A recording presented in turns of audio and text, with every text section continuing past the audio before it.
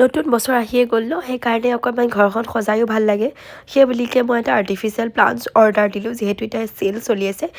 ঘৰটোৰ অকণমান কিবা অকণ সলনি কৰিলে যে কিমান ভাল লাগে নহয়নে এইখিনি জেগা আপোনালোকে দেখিছেই মোৰ খালী হৈ আছিলে মাত্ৰ 250 ভিতৰত বা 270 ভিতৰত মই এখন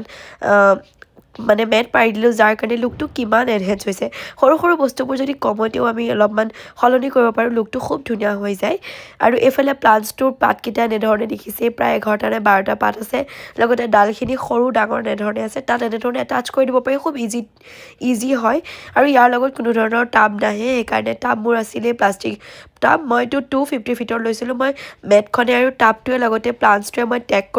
কৰি দিম লগতে মই লিংক দি দিম আপোনালোকে মোক ফ'ল' কৰি লিংক বুলি কমেণ্ট কৰিলেই পাই যাব আপোনালোকে মাতিও ল'ব পাৰে মোৰ যিহেতু আগৰে কুহিলা আছিলে মানে হেৰি আৰু